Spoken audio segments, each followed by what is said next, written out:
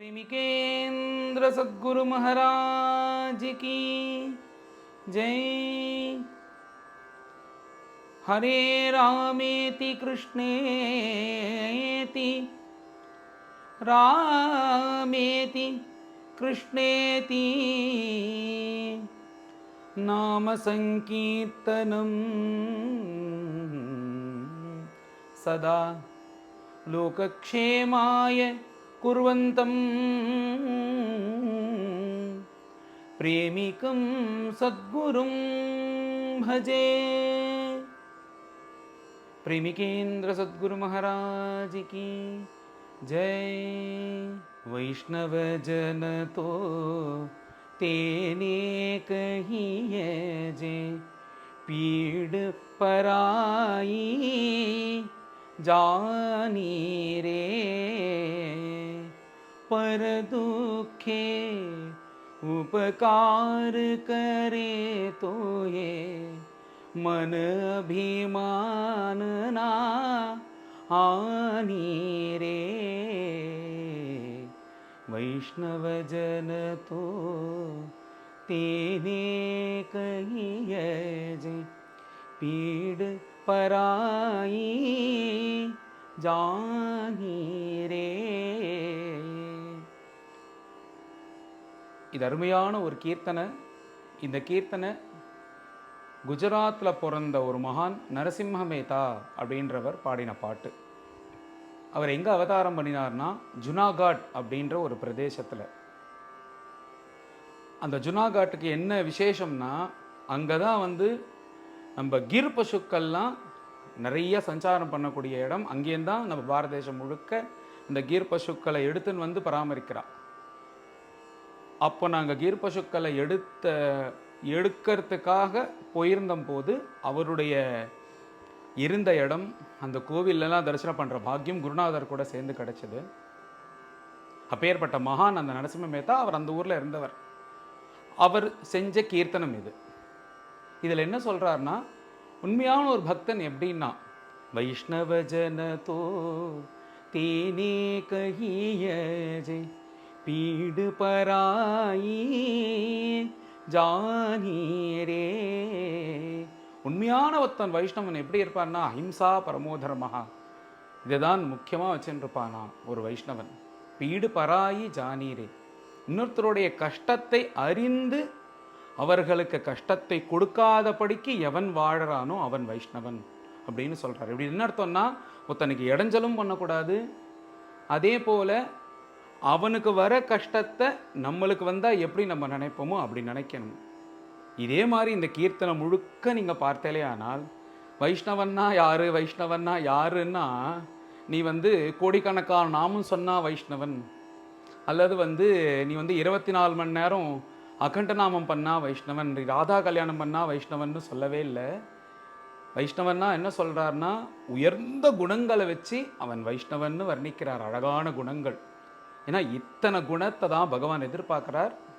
தஸ்மை நமந்தி பூதானி நிம்னமாப இவஸ்வயம்னு பகவான் நம்மளுக்கு குணங்கள் இருந்தால் தான் ஓடி வருவார்.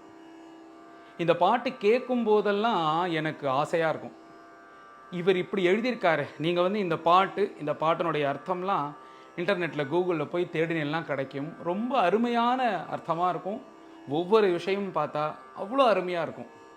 நாம் எப்படி இருக்கணும், இன்னொருத்தருடைய பணத்தை தொடவே கூடாது, பரஸ்திரியை அம்மா போல் பார்க்கணும், பொய்யே சொல்லக்கூடாது. இந்த மாதிரி இந்த கீர்த்தனை முழுக்கவே பார்த்தா அப்படி ஒரு அழகாக இருக்கும் அந்த அர்த்தங்கள்லாம். இது எதுக்கு சொல்கிறேன்னா, இதை கேட்கும் போதெல்லாம் எனக்கு தோணும், இந்த மாதிரி நாம் நம்ம வாழ்க்கையில் எப்போ இருக்க போகிறோம் அப்படின்ற ஒரு எண்ணம் எனக்கு எப்பயுமே தோணும். ரொம்ப பிடிச்ச பாட்டு எனக்கு. இப்போது 16 குணங்கள் இருந்து இப்படி ஒரு புருஷன் இருக்கானா அப்படின்னு நாரதர்கிட்ட வால்மீகி கேள்வி கேட்டார். இருக்கான்னு சொன்னார் ஒன்றும் நாரதர். அதே போல் இந்த மாதிரி யாராவது வாழ்ந்திருக்காளா, இந்த மாதிரி யாராவது இருக்காளா அப்படின்னு நான் நினச்சி பார்க்கும்போது எனக்கு பர்சனலாக தோணுன விஷயம் என்ன, இப்படி ஒரு வைஷ்ணவர் நாம் இருந்த காலத்தில் இருந்தவர் யாருன்னா நம்ம ஸ்ரீ கிருஷ்ண பிரேமியன் தான். ஏன்னா இந்த பாட்டில் வர அந்த இடங்கள், அதனுடைய அர்த்தங்கள், அது எல்லாத்தையும் நம்ம பார்த்தோமே ஆனால், அண்ணா கூட சேர்த்து பார்த்தோமே ஆனால் அப்படியே ஆப்டாக இருக்கும். அப்படி நம்மளுக்கு பக்தி ரசத்தையும் சொல்லிக் கொடுத்து, வாழ்க்கையினுடைய ஒழுக்கத்தையும் சொல்லிக் கொடுத்து, இப்படி தான் இருக்கணும்னு நம்மளுக்கு சொல்லி கொடுத்த மகான் அப்பேற்பட்டவர் ஸ்ரீ ஸ்ரீ கிருஷ்ண பிரேமே அண்ணா. பொதுவாக எனக்கு ரொம்ப ஆச்சரியமான விஷயம் என்னென்னா, ஆலோட்ய சர்வசாஸ்திராணி விசாரியச்ச புனః இதமேகம் சுனிஷ்பன்னம் தியேயோ நாராயண சதான்னு, தியேயோ நாராயண சதா, இதுதான் கடைசியாக எல்லா சாஸ்திரங்களும் ஒரு கான்ஃபரன்ஸ் மாதிரி போட்டு அது முடிவு பண்ண விஷயம். என்ன பண்ணணும்னா, தியானாய மனஸ்சன்னு நம்ம மனசுனால பகவானை எப்பொழுதும் நினைத்து கொண்டே இருக்கணும். இப்படி எப்பயுமே இருக்க முடியுமா 24 மணி நேரம் அப்படின்றது நினைக்கணும். அதுக்கு தான் இந்த பாராயணமோ பூஜையோ மற்ற எத்தனை காரியங்களில் எந்த காரியத்தை எடுத்தாலும் நீ பகவான் கிட்ட சம்பந்தம் வச்சுட்டே இருக்கணுன்றதுக்காக தான் எத்தனை காரியமும். இப்படி இருக்க முடியுமான்னா ஒருத்தர் இருந்து காமிச்சிருக்கார் நம்மளுக்கு. ஏன்னா கார்த்தால் ஆரம்பிச்சதுலேருந்து ராத்திரி படுத்துக்கிற பர்யந்தம் இந்த பகவத் விஷயமான ஒரு காலக்ஷேபமே தவிர மற்ற எந்த லௌகீக்கமும் இல்லாத ஒரு வாழ்க்கையை நடத்தின மகான் நம்ம ஸ்ரீ ஸ்ரீ கிருஷ்ண பிரேமின்னா. அப்பேற்பட்டவர் இது. ஏன்னா சத் சங்கத்தில் தானே இந்த மனுஷனான உத்தாரணம் ஆறான் இருக்கு. அந்த சத் சங்கத்தை நம்மளுக்கெல்லாம் என்னைக்கோ அப்பப்போ போய் லபிக்கக்கூடிய விஷயத்த அவர் 365 நாளும் 24 மணி நேரமும் அப்படியே பகவான் கிட்ட இருந்தார். அது பெரிய விஷயம். ஏன்னா மகாபிரபு சரித்திரத்தில் அண்ணா சொல்லும்போது பிரகாசத்தே குவாபி பாத்திரே அப்படின்னு நாரத பக்தி சூத்திரத்தில் சொல்லும்போது, இப்பேற்பட்ட பக்தியானது எல்லாருக்கும் வந்துடாது. இந்த பக்தியை நம்மளுக்கு ஏன்னா இது எல்லாருக்கும் இல்லாதனால, நம்மளுக்கு பரிச்சயம் இல்லாதனால புரியவும் புரியாது. ஏதோ ஒரு கோட்டியில் ஒத்தனுக்கு பகவான் அனுகிரகம் பண்ணுவார் அப்படின்னு மகாபிரபு சரித்திரத்தில் சொல்லும்போது ஸ்ரீ ஸ்ரீ அண்ணா சொல்லியிருக்கா. அதே போல் பிரகாசத்தே காபி பாத்திரேன்னு அவரை சொன்னார். நம்மளுக்கு தெரிஞ்சு பிரகாசத்தே காபி பாத்திரேன்னு ஒரு மகான் நம்ம கண் முன்னாடி வாழ்ந்த மகான் ஸ்ரீ ஸ்ரீ கிருஷ்ண பிரேமின்னா. ஏன்னா நான் கோட்டியில் ஒருத்தன் கூட நான் அண்ணான்னு சொல்ல மாட்டேன். 100 கோட்டியில் ஒருத்தனாக இருந்தால் கூட அண்ணாக்கு மிகை ஆகாது. ஏன்னா அண்ணா எங்கள் குருநாதர் விட்டல்தாஸ் மகாராஜே சொல்லியிருக்கார், பெரிய ஸ்தாபனம் பண்ணிடலாம், பெரிய பெரிய யோகா சென்டர் இதெல்லாம் ஏற்படுத்திடலாம் ஏதோ கஷ்டப்பட்டு. ஆனால் அண்ணா மாதிரி ஒருத்தரை தயார் பண்ணிட முடியுமா? ஏன்னா இதுக்கு மனசுனா கொடுக்க வேண்டியிருக்கு.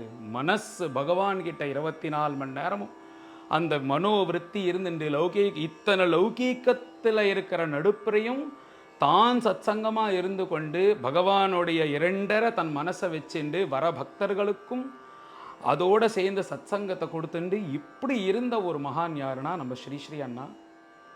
இப்பேற்பட்ட அண்ணா நம்மளை விட்டு இந்த உலகத்திலேருந்து அவர் பகவத் பிராப்தி வைகுண்ட லோகத்துக்கு போய் 1 வருஷம் கிட்டத்தட்ட ஆயிடுத்து. இப்பேற்பட்டவர் நம்மளால் மறக்க முடியுமோ? ஏன்னா எங்கேயாவது நம்ம பிரவச்சனம் கேட்கணுன்னா அண்ணாவோட பிரவச்சனம் தான் எடுத்து கேட்குறோம். பாராயணம் பண்ணணுன்னா ஏதாவது சந்தேகம் வந்ததுன்னா அண்ணா பண்ண பாராயணத்தை தான் எடுத்து பார்க்குறோம். இந்த மாதிரி எங்கே திரும்பினாலும் அண்ணாவோட பிரவச்சனம், அண்ணாவோட பாராயணம், அண்ணா ஏற்படுத்தின அந்த பத்ததிகள் இதெல்லாம் கேட்டு கேட்டு விஸ்மர்த்தும் நைவ சக்முமஹா. ஏன்னா உத்தவர்கிட்ட கோபிகைகள் சொல்லும்போது உத்தவர் சொல்கிறார் கோபிகைகள்கிட்ட, நீங்கள் ஏன் கிருஷ்ணா கிருஷ்ணான்னு நினச்சின்னு அழறேன்? இந்த சரீரம் வேற ஆத்மா வேற இல்லை, ஆத்மாவில் நீங்கள் போய் ரமிக்கலாம்ல, ஏன் இந்த சரீரத்துக்கு சம்பந்தப்பட்ட இந்த லௌகிக விஷயங்களோ அல்லது இந்த காமனையாக இருக்கக்கூடிய இந்த கிருஷ்ணனுக்கிட்ட ஏன் நீங்கள் வேண்டுன்னு கேட்டால் அதுக்கு கோபிகைகள் சொன்னால் விஸ்மர்த்தும் நைவ சக்னுமஹா. ஏன்னா இப்படி நாங்கள் நடந்து போயிட்டே இருக்கும்போது இந்த கோவர்தனம் தெரியறது, இந்த கோவர்தனத்தை யார் தூக்கினா, அந்த கிருஷ்ணன் தூக்கினானே அப்படின்னும் போது கிருஷ்ணன் ஞாபகம் வந்துடுறது. இந்த யமுனை நதிக்கரையில் தானே மாடு மேய்ச்சின்னு போனா அப்படின்னும் போது கிருஷ்ணன் ஞாபகம் வந்துடுறது. அப்புறம் இந்த இடத்துல தானே இந்த அசுரர்கள் எல்லாம் சம்ஹாரம் பண்ணான், ஒவ்வொரு இடத்தையும் பார்க்கும்போது விஸ்மர்த்தும் நைவ சக்னுமஹா. இந்த மரம் இந்த ஆலமரத்து அடியில் உட்காந்துட்டு தானே எங்களுக்கு ராசரையில் பண்ணுவதுக்கு முன்னாடி எங்களெல்லாம் அழைக்கிறதுக்காக வேணுகானம் பண்ணினார் அப்படின்னு எங்கே பார்த்தாலும் எங்களுக்கு கிருஷ்ணனாக தான் தெரிகிறார், எங்களால் மறக்க முடியாதுன்றது போல் எங்கே திரும்பினாலும் அண்ணாவுடைய சப்தமானது காதில் ஒழிச்சுட்டே இருக்குது. அதனால் அண்ணா வைகுண்டத்துக்கு போனாலும் நம்ம கூடயே இருந்துட்டுருக்கா, அண்ணாவை மறக்கவே முடியாது. இப்பேற்பட்ட அண்ணா நாங்கள்லாம் சின்ன குழந்தையெல்லாம் இருக்கும்போது எங்களுக்குமே அனுகிரகம் பண்ணியிருக்கா அண்ணா. ஏன்னா எங்கள் குருநாதர் சொல்லும்போது அடிக்கடி அவர் இல்லைன்னா இந்த மார்க்கம் எனக்கு லபிச்சதே ஸ்ரீ ஸ்ரீ அண்ணாவால் தான் ஏகப்பட்ட தடவை சொல்லியிருக்கார். அது நாங்களும் பார்த்துருக்கோம். ஏன்னா இப்போது அண்ணா நாங்கள் பார்க்கும்போது எங்கள் குருநாதர் எப்படி இருப்பார், அவர் குருநாதர் வரும்போது அவர் எப்படி இருப்பார்னு பார்க்கும்போது அவர் சின்ன சிஷ்யனாக மாறிட்டு அப்படி அவருக்கு கைங்கரியம் பண்ணுறதா நாங்கள் பார்த்துருக்கோம். குருவுக்கு ஒருத்தர் சிஷ்யன் எப்படி இருக்கணுன்றதை அப்படி இருப்பார். அந்த சிறு காலமாக அண்ணா கூட இருந்தாலும் கூட அப்படி இருப்பார். அந்த ஒரு பார்த்துருக்கோம் நாங்கள். ஒரு தடவை வடகுடியில் ஸ்ரீ ஸ்ரீ அண்ணாவுடைய ராமாயண நவாக பிரவச்சனம் நடக்கிறது. அப்போ நடந்தும்போது அண்ணா வந்து தங்கியிருக்கா. நாங்கள் எல்லோரும் அப்போ தான் அந்த ராமாயண நவாகத்துக்கு வந்திருக்கோம். வந்தபொழுது சாமான்லாம் இறக்கி வச்சுட்டோம். அதை பார்த்துட்டே இருக்கார். நாங்கள்லாம் என்ன பண்ணுறோன்றதை அங்கே ஈசி சேரில் உட்காந்து பார்த்துட்டு இருந்தார். எல்லாத்தையும் பார்த்து சந்தோஷப்பட்டு நாங்கள் வேலையெல்லாம் முடிஞ்சதுக்கப்புறம் நேராக அண்ணாட்ட போயிடுவோம். அண்ணா என்ன சொல்கிறாலோ உட்காந்து கேட்டுன்னு இருப்போம். அப்போ எல்லாரையும் உட்காத்தி வச்சு அண்ணாவும் இருந்தார். அப்போ எங்கள் குருநாதரும் இருந்தார். பக்கத்துலேயே இருந்து எல்லாருக்கும் என்ன ஒரு 15-16 வயசு இருக்கும். அப்போ சொல்லும்போது அண்ணா சொன்னாப்பா, இந்த வயசு மனசு அலைப்பாயக்கூடிய வயசு. அதனால் நீங்கள் எல்லோரும் என்ன பண்ணணும்னா, உங்கள் குருநாதராக இருக்கக்கூடிய அண்ணா பேரை சொல்லி அவர் என்ன சொல்கிறாரோ அதுதான் உங்களுக்கு வேத வாக்கு. அதை நீங்கள் பிடிச்சிக்கோங்க. நீங்கள் பின்னாடி எல்லாரும் சௌக்கியமாக இருப்பேன் அப்படின்னு எங்களை உட்காத்தி வச்சு உபதேசம் பண்ணார் அண்ணா. ஏன்னா அண்ணா ஆரம்பிக்கும்போது நிறைய குழந்தைகள் இருந்தால் பாடசாலையில். இப்போது பாண்டுரங்கன் கைங்கரியத்துக்குன்னு சில பேர் தான் நாங்கள் எல்லாரும் இருக்கோம். அது பாண்டுரங்கனுடைய சங்கல்பம், குருநாதருடைய சங்கல்பம். இது இருக்க வச்சதுக்கு காரணம் அன்றைக்கி அண்ணா சொன்னது தான். அப்படி எங்களுக்கு அனுகிரகம் பண்ணியிருக்கார். இந்த மாதிரி நிறைய விஷயங்கள் நாங்கள் எல்லாம் பாகவத பிரவச்சனம் பண்ணுறோன்னா, இந்த பாகவத பாராயணம் பண்ணுவதுக்கு முன்னாடி அண்ணா இங்கே போதேந்திரால் மடத்தில் பிரவச்சனத்துக்கு வந்தபோது இந்த புஸ்தகத்தை எடுத்துன்னு போய் அண்ணாட்ட கொடுத்து, அண்ணா வந்து கையெழுத்து போட்டு கொடுத்தா தான் மேலே நீங்கள் பாராயணம் பண்ணலான்னு அப்படி ஒரு ஏற்பாடு பண்ணி அங்கே போய் அண்ணா மேல்மேலும் பிரவச்சன சக்தியும் பக்தியும் பகவானிடம் உண்டாகட்டும்னு கையெழுத்து போட்டு கொடுத்துருக்காரு அண்ணா எங்கள் எல்லாருக்கும். அவர் அந்த கையெழுத்து போட்டது தான் இன்றைக்கி எல்லாருமே பிரவச்சனம் இத்தனையும் பண்ணிகிட்ருக்கோம். இப்படி ஒரு பக்தி இருக்குது, பிருந்தாவனம்னு ஒன்று இருக்குது, இப்படிலாம் இருக்கலான்னு நம்ம மகாபிரபு சரித்திரம் அதெல்லாம் புஸ்தகத்தில் படிச்சிருக்கோம். அப்படி ஒரு மகான் வாழ்ந்து நம்ம கண்ணால் நம்ம பார்க்கக்கூட பாக்கியம். அப்படி ஒரு மகான் கூட வாழ்ந்திருக்கோம். அந்த மகான் இப்போ இல்லைன்னு நினைக்கவே வேண்டாம்.